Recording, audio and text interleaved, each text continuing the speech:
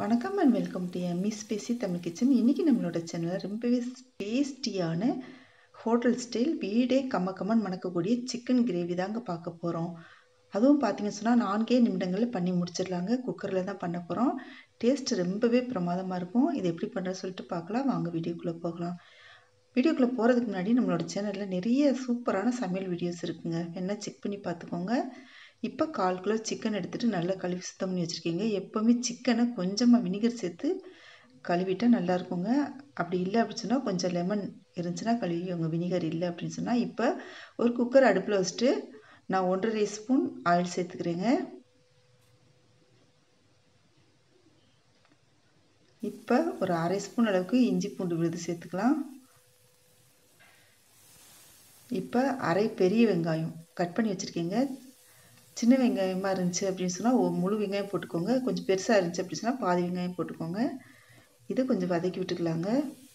இப்போ லைட்டாக வதங்கின பின்னாடி அந்த சிக்கனையும் போட்டுடலாம். எப்போவுமே சிக்கன் இந்த மாதிரி வதக்கிட்டு செஞ்சோம் அப்படின்னு சொன்னால் அதோட டேஸ்ட் ரொம்பவே நல்லாயிருக்குங்க. நம்மளோட சேனல் இது வரைக்கும் நீங்கள் சப்ஸ்கிரைப் பண்ணலைன்னா சப்ஸ்கிரைப் பண்ணிக்கோங்க. பெல் ஐக்கானை கிளிக் பண்ணிக்கோங்க. அப்போ தான் நான் போடுற ஒவ்வொரு வீடியோ உங்களுக்கு உடனே நோட்டிஃபிகேஷனாக கிடைக்கும். இப்போ பாருங்கள், கொஞ்சம் கலர் மாறி வந்துருச்சு பாருங்கள் அந்த சிக்கன். இந்த டைமில் ஒரு 1/2 ஸ்பூன் அளவுக்கு மஞ்சள் பொடி சேர்த்துருக்கேன். ஒரு 1/4 ஸ்பூன் அளவுக்கு மிளகாய் பொடி, ஒரு 1/4 ஸ்பூன் அளவுக்கு சிக்கன் மசாலா சேர்த்துக்கோங்க. சிக்கன் மசாலான்னு சொல்லிட்டு ரெடிமேடாக கடைகளிலே கிடைக்கிது, அது சேர்த்துக்கோங்க. கொஞ்சமாக உப்பு சேர்த்துக்கிறேங்க. இந்த சிக்கன் மசாலா வீடியோ எப்படி பண்ணுறது அப்படின்னு சொல்லிட்டு நம்ம இன்னொரு பதிவில் பார்க்கலாங்க.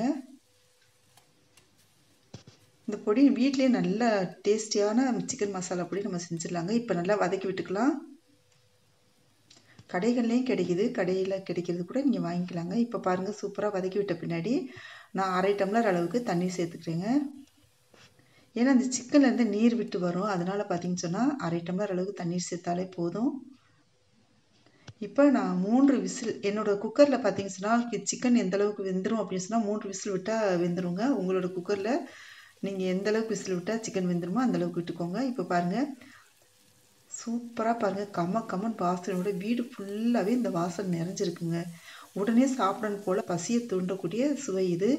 அவ்வளோ ஒரு அருமையான சுவையில் கம்மன் வாசனையோட hotel style chicken gravy ready ஆயிடுச்சுங்க.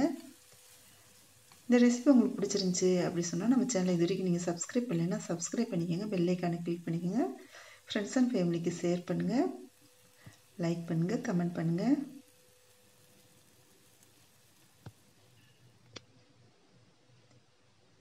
Thank you so much.